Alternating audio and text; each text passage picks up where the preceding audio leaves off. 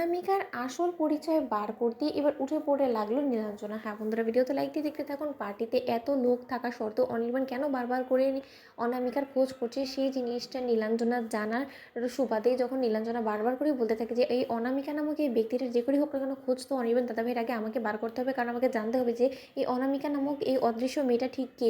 কিন্তু এখানে তো কোথাও রায় দিদিভাইকে দেখতে পাচ্ছি না, তাহলে অনির্বাণ দাদাভাই কেনই বা বৌমণিকে বললো যে না, রায় দিদিভাইকে নাকি এখানেও খুঁজে পাবে। তাহলে এখানে ও ঠিক কার খোঁজ করার জন্য এখানে এসেছে? কোনো মতে আমি ভুল সন্দেহ তো করছি না অনির্বাণ দাদাভাইকে।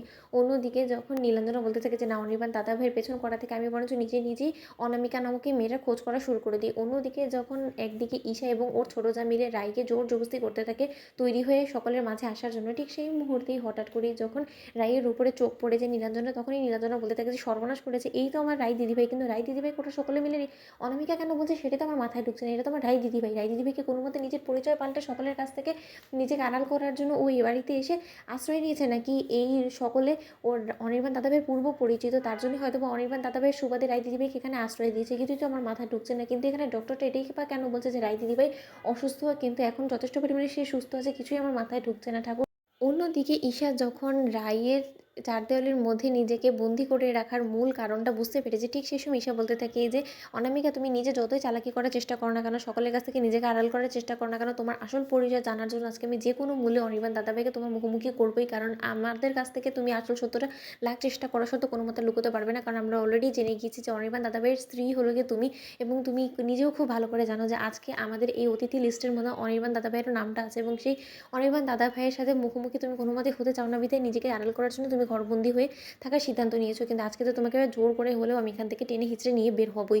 অন্যদিকে যখন এক পর্যায়ে ঈশার রিকোয়েস্টে মুখে পড়ে অনামিকা বাধ্য হয় রেডি হওয়ার জন্য, ঠিক সেই সময় অনামিকা তৈরি হয়ে যখন ঈশা অনামিকাকে টেনে হিঁচড়ে সকলের সামনে নিয়ে ইন্ট্রোডিউস করানোর জন্য অ্যানাউন্সমেন্ট করতে থাকে, ঠিক সেই সময় অনির্বাণ অবাক দৃষ্টিতে যখন ঈশার দিকে তাকিয়ে থাকে, অনির্বাণ বলতে থাকে যে এই অনুষ্ঠানের মাঝখানে আবার ঈশা কী বলবো। অন্যদিকে ঈশা বলতে থাকে যে আপনাদের সকলের কাছ থেকে কিছুটা সময় আমি চেয়ে নিয়েছি, আসলে বিশেষ একজন মানুষের সাথে আপনাদের সকলকে পরিচয় করানোর আছে। ঠিক সেই সময় অনামিকা ঈশার পেছনে লুকিয়ে থাকে, তখন ঈশা বলতে থাকে যে অনামিকা এরকম করে লুকিয়ে নিজেকে কতদিনই বা আড়াল করে রাখবে বলো তো, বেরিয়ে এসো।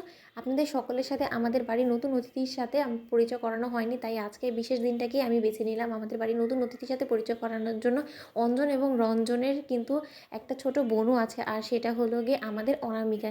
কি অনামিকা? ঠিক সেই সময় অনামিকাকে সকলের মাঝে অনির্বাণ দেখা মাত্রই সকলকে সরিয়ে অনির্বাণ যখন সামনে এসে স্পষ্ট রূপে রায়কে দেখতে পাই, ঠিক সেই সময় অনির্বাণ বলতে থাকে যে তার মানে আমার যে সন্দেহটা ছিল সেটাই সত্য হলো। কিন্তু তুমি নিজেকে কেন অনামিকা নামে সকলের কাছে পরিচয় দিচ্ছ সেটাই তো আমার মাথায় ঢুকছে না রাই। তুমি তো আমার রাই। তো বন্ধুরা, ভিডিওটি ভালো লাগলে লাইক শেয়ার করে সাবস্ক্রাইব করতে ভুলো না।